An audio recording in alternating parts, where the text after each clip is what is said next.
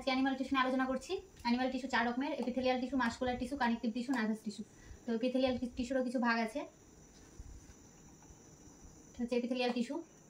Epithelial tissue হচ্ছে আমাদের বডির পুরো শরীর প্লাস শরীরের ভেতরে যে ইন্টারনাল অর্গান এবং গ্ল্যান্ডগুলো আছে সেগুলো কভার করে থাকে হচ্ছে এপিথেলিয়াল টিস্যু। এবার এপিথেলিয়াল টিস্যুর ভাগগুলো হচ্ছে simple cuboidal, simple squamous, simple columnar, stratified স্কোয়াসমাস।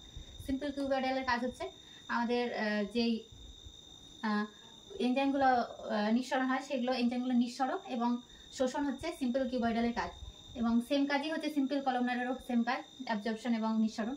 আর সিম্পল স্কোয়াসমাসের কাজ হচ্ছে আমাদের ব্লাডকে বিস্তার হতে সাহায্য করে এবং ফিল্টার হতে সাহায্য করে, ঠিক আছে। আর স্ট্রেটিফাইড স্কোয়াসমাস আমাদের ঘর্ষণ থেকে রক্ষা করতে সাহায্য করে স্ট্রেটিফাইড স্কোয়াসমাস। তো এবার আমরা মাসল সেল নিয়ে এবার আলোচনা করছি। এই যে এপিথেলিয়াল টিস্যু আলোচনা হলো, এবার মাসকুলার টিস্যু নিয়ে আলোচনা করছি। মাসকুলার টিস্যু হচ্ছে 3 রকমের: স্টেটেড, নন স্টেটেড, কার্ডিয়াক।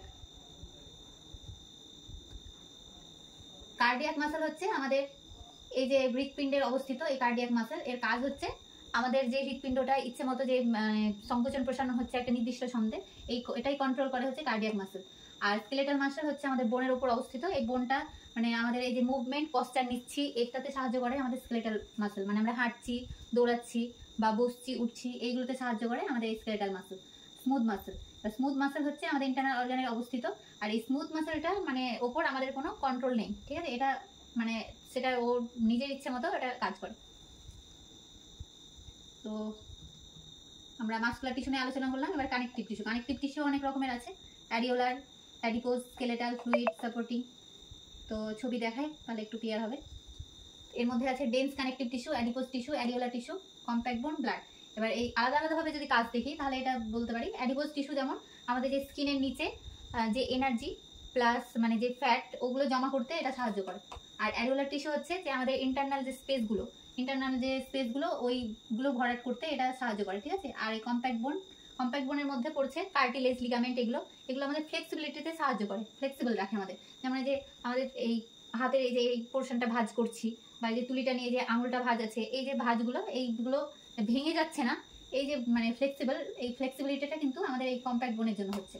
ব্লাড, এই ব্লাডটা হচ্ছে এই ব্লাড যেই কানেকটিভ টিস্যুর মধ্যে এই যে পার্টটা, সেই পার্টটা এটার অনেক বড় একটা ভূমিকা রয়েছে। তার মধ্যে হচ্ছে এটি গ্যাস প্লাস নিউট্রিয়েন্ট যেগুলো আছে আমাদের শরীরের পক্ষে খুবই উপযোগী, সেগুলো আমাদের শরীরের সমস্ত জায়গায় ছড়িয়ে দিতে এটা সাহায্য করে।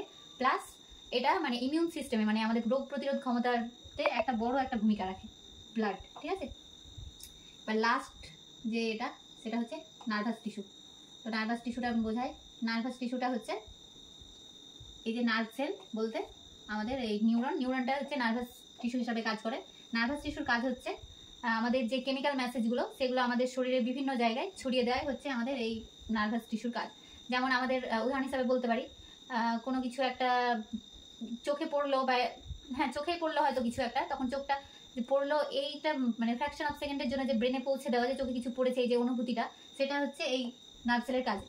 আবার সেই নার্ভ মানে আমাদের ব্রেন থেকে যে প্রতিক্রিয়া স্বরূপ যেটা পৌঁছাচ্ছে যে চোখটা বন্ধ করে নিতে হবে, সেই যে প্রতিক্রিয়া স্বরূপ যে মেসেজটা কেমিক্যাল মেসেজটা পাঠাচ্ছে সেটাও কিন্তু এই নার্ভ মানে টিস্যুর থ্রুতেই কিন্তু আমাদের ব্রেন পাঠায়। তো এটাই হচ্ছে আমাদের অ্যানিমাল টিস্যুর একটা ওভারভিউ।